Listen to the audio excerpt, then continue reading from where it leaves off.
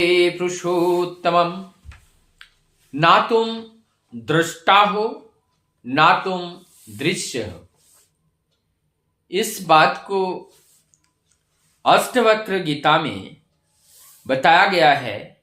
ना त्वं विप्र आदिकाः वर्णः न आश्रमी न अक्ष गोचरः असंगः असि निराकारः विश्व साक्षी सुखी भव।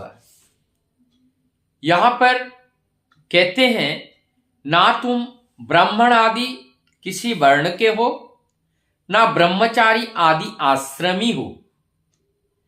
ना तुम ब्राह्मण आदि किसी वर्ण के हो ना तुम ब्रह्मचारी आदि आश्रमी हो, ना तुम दृश्य पदार्थ हो और तुम असंग हो, निराकार हो और विश्व साक्षी हो। तुम विश्व के साक्षी हो अर्थात तुम सब कुछ देखते हो, तुम विश्व के साक्षी हो। अतः तुम सुखी और निश्चिंत हो जाओ। तुम सुखी और निश्चिंत हो जाओ। यहां पर यह किसको इंडिकेट कर रहा है? इसको चाहे आप वो परमात्मा कहे, चाहे वो दृष्टा कहे, जिसको दृष्टा कह रहे हैं। आज यहां दृश्य और दृष्टा के बारे में चर्चा करना है। इसी में इस बात को हमें समझ में आ जाएगा। अच्छा, इस बात को समझने के लिए कुछ पॉइंट को हमें समझना पड़ेगा। इसमें दृष्टा क्या है, किसे कहते हैं, दृश्य क्या है, दर्शन क्या है, दृष्टि क्या है, साक्षी क्या है, इस सब बात को हमें समझना पड़ेगा। दृष्टा को अगर हम कहते हैं, जगत में दो वस्तु है और वो दो वस्तु के हम उदाहरण लेते हैं कि एक व्यक्ति है और उस व्यक्ति के परछाई है। तो वो परछाई कहां से आया? वो परछाई, वो व्यक्ति किसको देख रहा है? परछाई को देख रहा है। तो जो देखने वाला क्या है? देखने वाला वो दृष्टा है और वो दृष्टा क्या देख रहा है? दृश्य को देख रहा है। दृश्य क्या है कि उनकी परछाई को स्वयं देख पा रहे हैं और दृष्टा वो दृष्टा बना हुआ है। अब ये दृष्टा, अब इसमें एक होते हैं दृष्टि।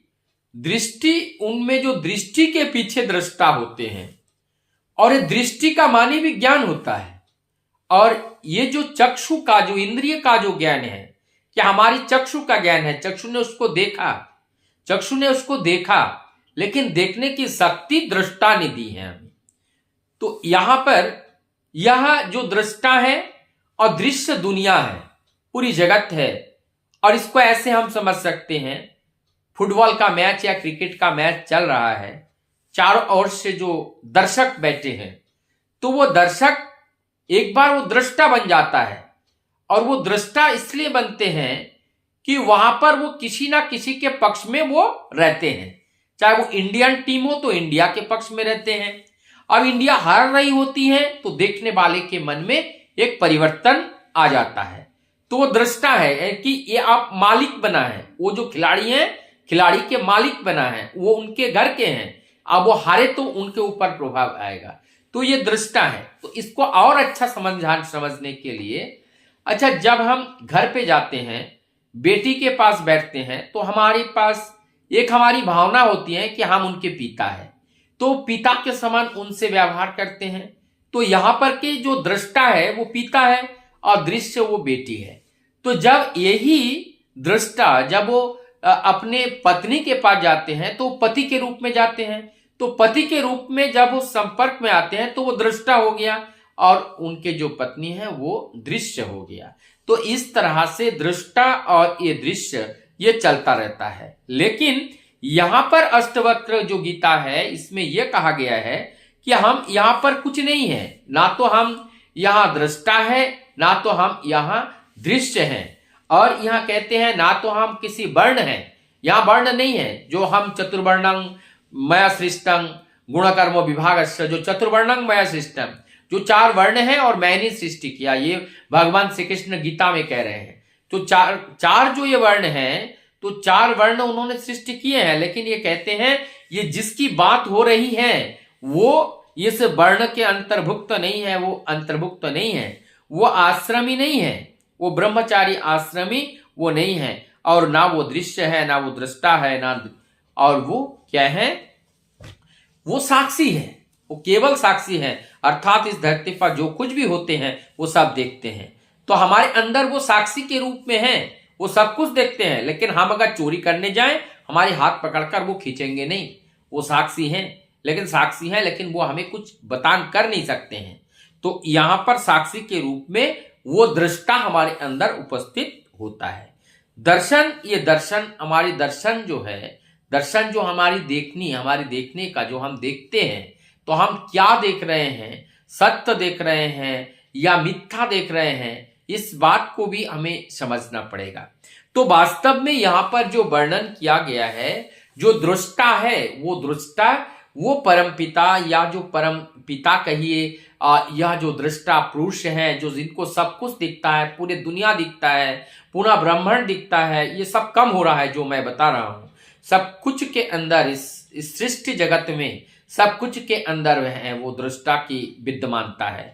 तो वो इसीलिए वो साक्षी के रूप में होते हैं, हर जगह वो होते हैं, इसलिए वो साक्षी के रूप में भी वो वहां पर उपस्थित होते हैं।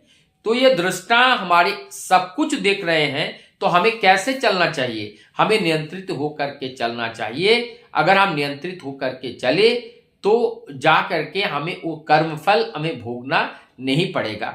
और नियंत्रित होकर के चलने का मतलब है हम निष्काम कर्म करते हुए हमें चलना पड़ेगा। और जब निष्काम कर्म करते हुए चलने के लिए दृष्टा के जो निर्देश है उसको हमें पालन करना पड़ेगा। तो आज यहाँ पर हम लोगों ने देखा कि हम ना तुम दृश्य हो ना तुम दृष्टा हो, और ये कहते हैं दृश्य में ही दृष्टा का मुक्ति का पथ है।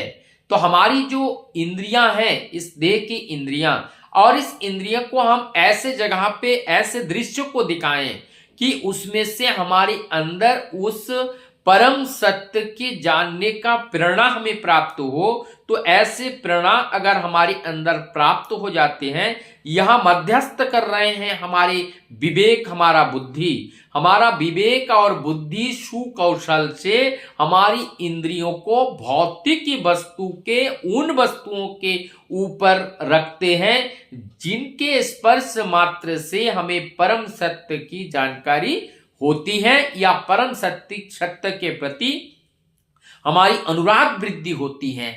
ऐसे वस्तु से अगर हम ऐसे वस्तुओं से अटैचमेंट करते हैं, तब जाकर के हम पतन मुखर नहीं होते हैं, हम उन्नत मुखर होकर के हम अपने जीवन की जो यात्रा है उस यात्रा में हम निश्चित रूप से सफल हो पाते हैं। तो आज हम अगर ये मुक्ति पाना चाहे तो ये जगत, ये दृश्य है, दृश्य इस जगत के अंदर ही हमारी मुक्ति है। तो इसलिए इस जगत को ही भोग के ही हमें मुक्ति है, जगत को समझने से ही हमें मुक्ति है, इस जगत से ही हमें शिक्षा को प्राप्त करना है। अर्थात मुक्ति का रास्ता कोई अन्य दूसरे जगह पर नहीं है, इस सृष्टि जगत में ही मुक्ति का रास्ता बताया गया है, दिखाया गया है। उन्हें हमें ठीक से समझना पड़ेगा, और जब हम ठीक से समझ जाएंगे निश्चित रूप से हम अपने उद्धार या मोक्ष का पथ हमें स्वतः ही मिल जाएगा। वंदे पुरुषोत्तम।